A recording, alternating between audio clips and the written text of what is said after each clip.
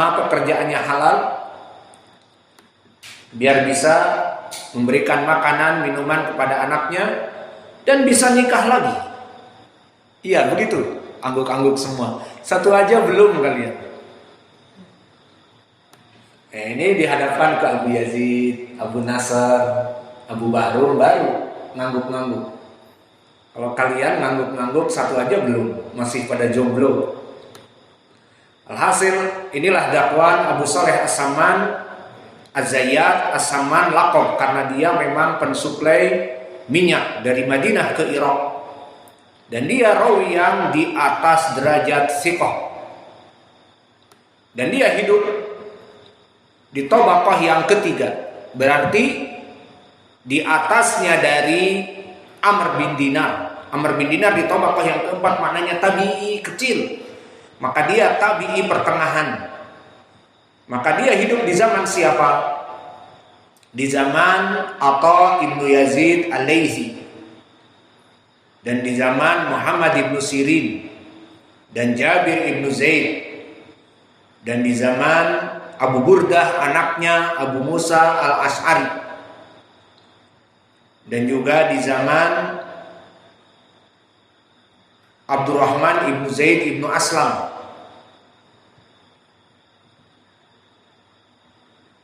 Muhaddis, mufassir. Meskipun hadisnya dhaif tetapi tafsirnya diambil. Dan di zaman Ikrimah Maula Ibnu Abbas Al-Barbari. Dan di zaman Mujahid Ibnu Jabr yang meriwayatkan tafsir dari Ibnu Abbas. Dan juga di zaman Abu Bakar Ibni Abi Musa Al-Ash'ari. Dan juga di zaman Abdurrahman Ibnu Hurmuz, muridnya Abi Hurairah Al-A'raj. Maka inilah tabaqah yang ketiga dari pertengahan para tabi'in. Adapun Abu Saleh As-Samman, maka dia rawi yang siqah, disiqahkan oleh para ulama. Maka Abu Hurairah maka ma'ruf, dia seorang sahabi yang sering kita ulang, tidak usah disebutkan lagi. Maka dengan ini selesailah satu hadis yang kita baca dari hadis Sahih Al-Bukhari. Dan wajah pendalilan di sini lebih melengkapi dari hadis Abdullah bin Mas'ud yang sebelumnya, di mana di sini disebutkan 3 kelompok yang mana di hari kiamat Allah murka kepadanya, tidak mau berbicara dengan mereka, tidak mau melihat mereka. Maka dari 3 jenis ini masih terulang hadis Ibnu Mas'ud, yang mana dia bersumpah palsu, bersumpah dusta untuk mendapatkan harta kaum muslimin ataupun menyelamatkan dirinya dari hukuman. Dan ditambah 2 perkara. Perkara yang pertama, yang biasa bersumpah bohong agar dagangannya laku. Dan yang ketiga, mereka yang menahan dari air yang berlebih, padahal air itu datang dari hujan dari Allah, bukan dari usaha dia untuk mendatangkan air tersebut. Maka ini 3 perkara. Dan hanya sekadar faidah, di sana diriwayatkan oleh Imam Muslim hadis tadi, hadis yang muttafaqun alaih dari Abi Hurairah, dan diriwayatkan oleh Imam Muslim dengan lafaz yang lain dari Abi Dzar.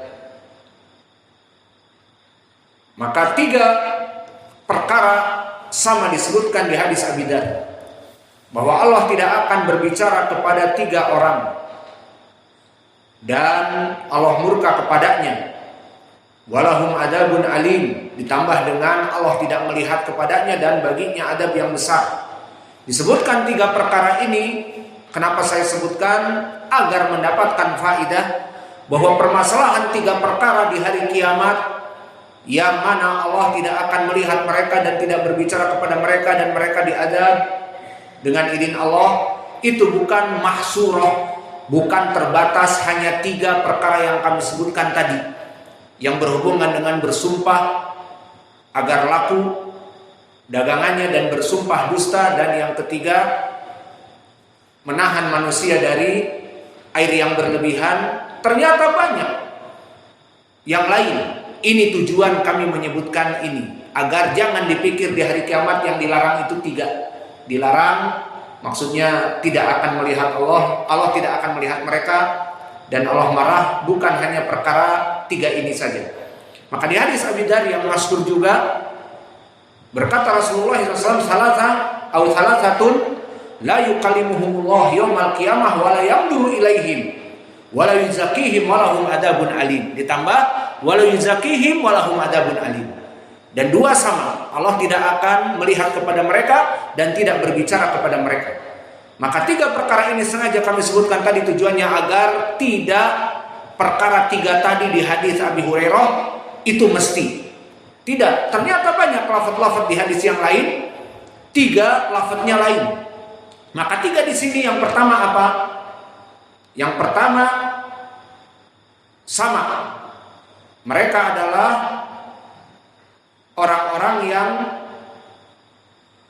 menjual hartanya dengan sumpah yang palsu. Ini lafaz yang sama dari ketiga tersebut. Namun dari dua perkara yang lainnya,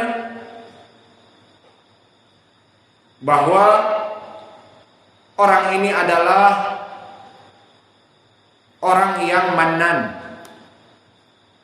Dan makna mannan, jika dia melaksanakan kebaikan selalu menyebut-nyebutkannya sampai orang yang diberikan kebaikan itu merasa malu. Maka telah datang tafsirnya, la yukallimuhumullah yaumal qiyamah al-mannan. Maka ini yang kedua, yang berbeda dengan tiga tadi. Apa itu al-mannan? Diriwayatkan di Sahih Muslim, alladzi la yu'ti syai'an illa mannahu.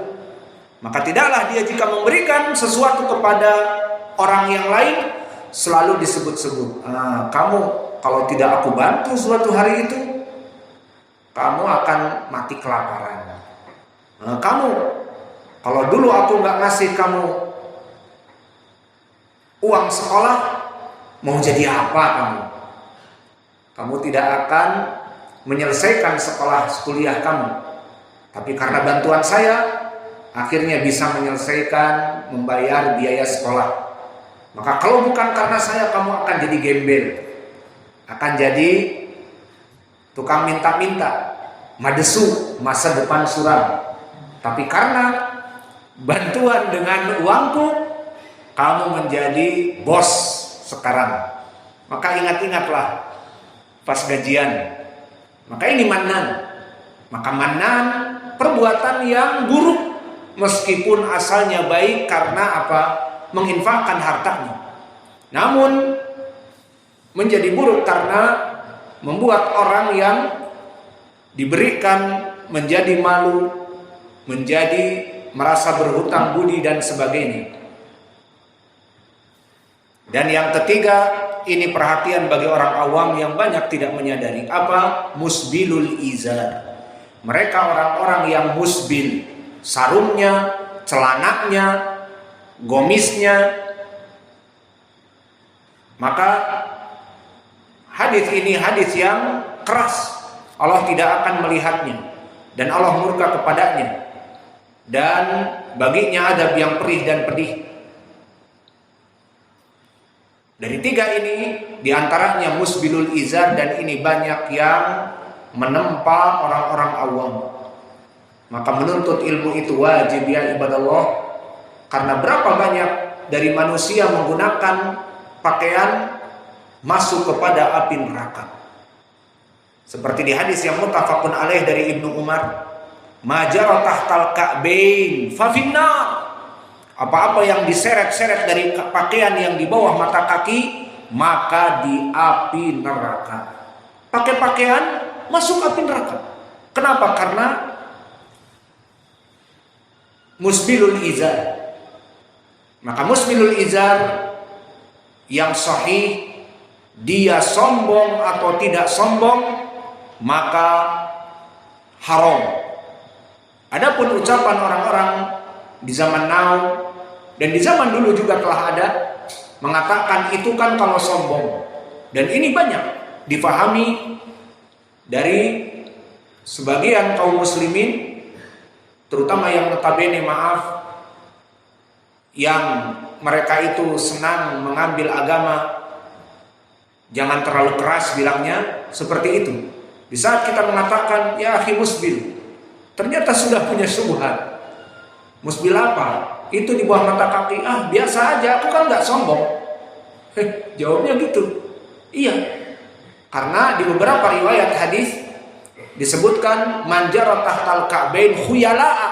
Khuyala'a mansub dalam keadaan hal, menandakan bahwa dia itu dalam keadaan sombong.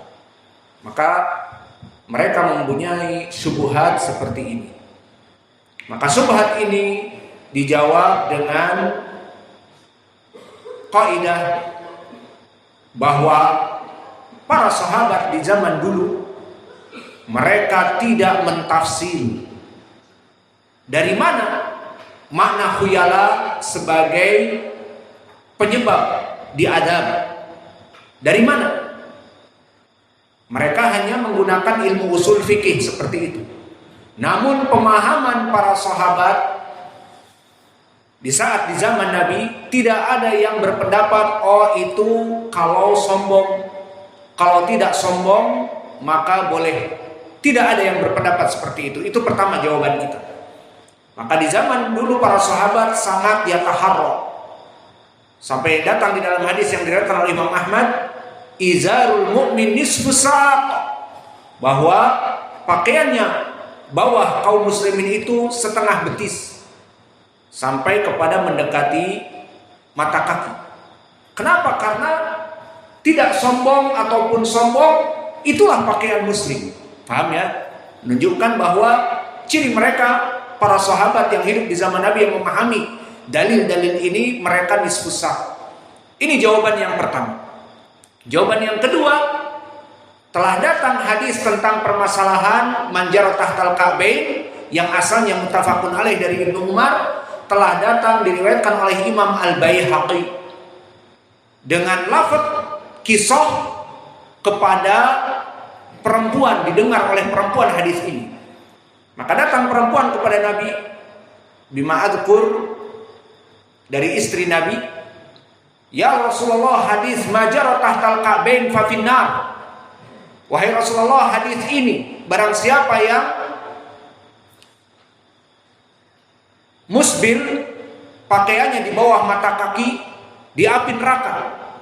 Faqalat imra'ah, lihat pemahaman sahabiah, fa kaifa biduyulina ya Rasulullah, maka bagaimana dengan pakaian kami para perempuan? Perempuan di zaman dulu pakaiannya sengaja dipanjangkan sampai belakangnya itu terseret-seret agar tidak kelihatan kakinya, dan itulah syariat. Maka dikatakan oleh perempuan, fa kaifa biduyulina, bagaimana dengan kain-kain kami, pakaian-pakaian himar kami, ataupun pakaian-pakaian jilbab kami yang terseret-seret di tanah. Kalau dikatakan tadi oleh kamu, apa-apa yang di bawah mata kaki di api neraka, ini lebih dari itu. Di sini menjadi poin pendalilan seperti disebutkan Al-Hafidz Ibnu Hajar di Fathul Bari dan yang lainnya para ulama. Ini dalil bahwa pemahaman para sahabat dan sahabiah hadis majar tahtal ka'bain tidak ada pentafsilan kalau sombong dan kalau tidak sombong. Paham? Ini bantahan, perlu dihafal, bantahan kepada mereka orang-orang yang dai-dai melempem. Sebagian dai-dai melempem sengaja, seperti dai-dai Sururi, Roja dan yang lainnya musbil. Di saat ditanya, kan aku tidak sombong. Nah, kita jawab dengan itu. Pemahaman siapa? Kita kembali kepada salaf. Di hadis ini, perempuan datang kepada Nabi menanyakan bagaimana dengan ekor-ekor kami, menutupi kaki kami sampai diseret-seret di jalan. Berarti ini dosa besar.